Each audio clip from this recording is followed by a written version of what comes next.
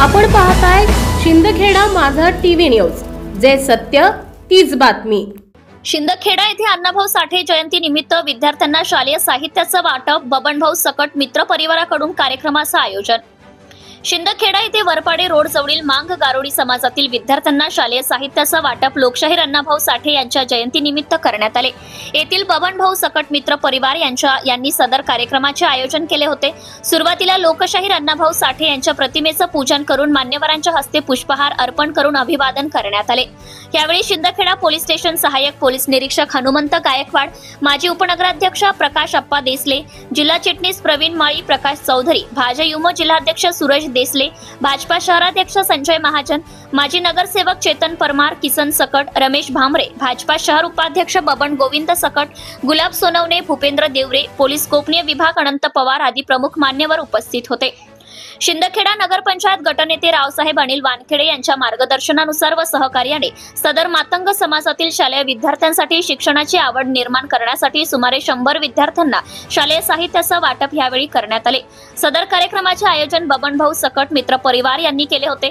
त्यासाठी बबन गोविंद सकट, किसन सकट, मधुकर लोंढे, कचरू कसबे, जगन सकट, संजय सकट, शिवा पाथरे, भगवान कसबे, अर्जुन उमप, आधार सकट, शिवा कसबे, नाना रोकडे, भास्कर कसबे, नितीन सकट, मनोज उमप, शिवदास सकट, रवींद्र कसबे, दिनेश कसबे, रवींद्र पाथरे, ज्ञानेश्वर सकट, करण उमप, संजय उमप, हिरामण कसबे, अर्जुन कसबे, पुना पाथरे, संजय कसबे आदी समाजातील प्रतिनिधी उपस्थित राहून कार्यक्रम यशस्वी होण्यासाठी परिश्रम घेतले।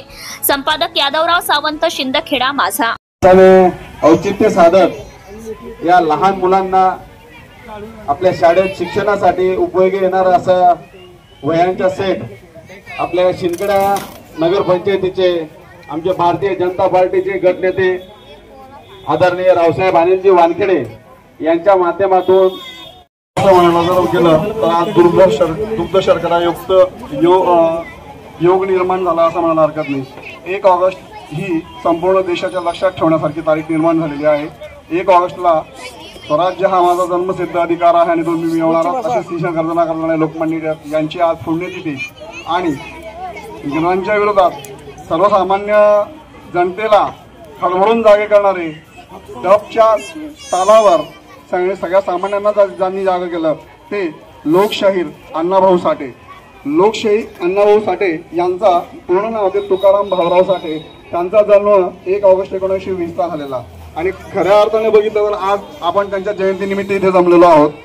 ज्यांना अण्णाभाऊ साठे हे एक पदवी म्हणून ओळखली दिली गेली आणि अण्णाभाऊ साठे नावानेच ते पूर्ण जगभर प्रसिद्ध झाले। ते महाराष्ट्रातील तसेच भारतातील एक मोठे समाजसुधारक होते, लोककवी आणि लेखक होते। त्यांनी त्यांच्या कविता या जनमानसाच्या मनावर ठसाव्यात आणि दफाच्या तालावर त्यांनी त्या पूर्ण भारतभर गुंजवल्यात। सर्वसामान्य माणसाला अशी त्यांची भाषा होती आणि ती समजेल अशा भाषेतून त्यांनी लोकांना जागे केले। लोक अण्णाभाऊ साठे हे अस्पृश्य समुदायात जन्मलेले दलित होते। त्यांचे संगोपन आणि ओळख त्यांचे लेखन आणि राजकीय सक्रियतेचे केंद्रबिंदू होते। साठे हे मार्क्सवादी आंबेडकरवादी होते। सुरुवातीला त्यांच्यावर कम्युनिस्टांचा प्रभाव होता, परंतु नंतर ते आंबेडकरवादी बनले आणि दलित साहित्याचे संस्थापक जनक म्हणून श्रेय त्यांना दिले जाते। संयुक्त महाराष्ट्र चळवळीत त्यांची अतिशय महत्त्वाची भूमिका गाजवली गेली। ज्यावेळेस एका रशियाच्या दौऱ्यात त्यांनी संयुक्त महाराष्ट्राच्या चळवळीच्या निमित्ताने त्यांना जाणं मिळालं तर त्यांनी रशियामध्ये मराठीतून शाहिरी केली होती आणि डफाच्या आवाजावरती रशियामध्ये मराठीतून त्यांनी शाहिरी गायली होती। अशा या लोकशाहीर अण्णाभाऊ साठेंचं जे कार्य होतं हे कार्य वयाच्या 48व्या वर्षापर्यंत चाललं आणि अशा या महान नेत्याला काळाने पण आपल्याकडनं हिरावून घेतलं। त्या काळामध्ये त्यांच्या लोकगीतातून ते अजरामर झालेले 18 जुलै 1969 साली मुंबई येथे त्यांचा अखेरचा श्वास निघाला। एवढे बोलून मी माझे 2 शब्द संपवतो। जय हिंद, जय महाराष्ट्र। आमचे माजी शहराध्यक्ष प्रवीण बापू प्रामुख्याने या कार्यक्रमाला अग्रेसर असतात। महाजन सरांनी सकाळपासून सगळ्यांना फोन लावले होते। पवारदादा इथं उभे आहेत। अण्णाभाऊ साठेंची जयंती आपण कचेरी चौकात सुद्धा अनेक वेळा या ठिकाणी आपण साजरी केलेली आहे। अण्णाभाऊ साठेंचं कार्य आपल्या सगळ्यांना माहिती आहे। बसा बसा। दीनदुबळ्यांसाठी, गरिबांसाठी त्यांनी आपल्या आयुष्याचं संपूर्ण रान करून टाकलं होतं आणि या समाजाला न्याय मिळवून देण्यासाठी अण्णाभाऊंनी आपलं आयुष्य वेचलं। 2च मिनिटं बोलणारे, शांतता ऐका. अतिशय मोठ्या हिरिरीने आपण आज त्यांच्या जयंतीचा सहभाग या ठिकाणी नोंदवतो. आणि त्यांनी आपल्याला जे लाभ मिळवून दिलेले आहेत ते सर्वच लाभ आपल्या समाज बांधवांसाठी, बीसी समाजासाठी त्यांनी अतिशय मोठं योगदान या ठिकाणी दिलं होतं. आणि ते योगदान आज आपल्या सगळ्यांना कामात येत आहे. सगळ्या प्रकारचा लाभ शासकीय स्तरावर असेल, सामाजिक स्तरावर असेल, सर्व प्रकारचा लाभ आपल्याला या ठिकाणी आपल्याला मिळत असतो. आणि म्हणून अण्णाभाऊंचे उपकार अनंतपणे आपल्याकडे आज त्यांनी आपल्याला सोडून दिलेले आहेत. म्हणून अण्णाभाऊंचं या ठिकाणी आज नामस्मरण करणं फार गरजेचं आहे. सगळ्यांनी टाळ्या वाजून त्यांचं या ठिकाणी आपण स्वागत करूया.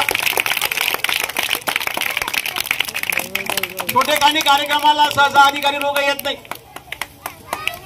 गायकवाड साहेबांची आज आम्हाला या ठिकाणी उपस्थिती लाभली. फार मोठे त्यांचे या ठिकाणी योगदान आहे असं मी मानतो. कारण छोटे छोटे कार्यक्रमांकडे कोण लक्ष देतो, परंतु त्यांचा एकदम अतितटीचा कार्यक्रम असताना सुद्धा या ठिकाणी त्यांनी उपस्थिती दिली. या डिपार्टमेंटचे मी या ठिकाणी प्रामुख्याने आभार मानतो आणि आपल्या सर्वांचं या ठिकाणी आभार मानतो. जय हिंद, जय Bharat. Subscribe now and press the bell icon. Never miss an update.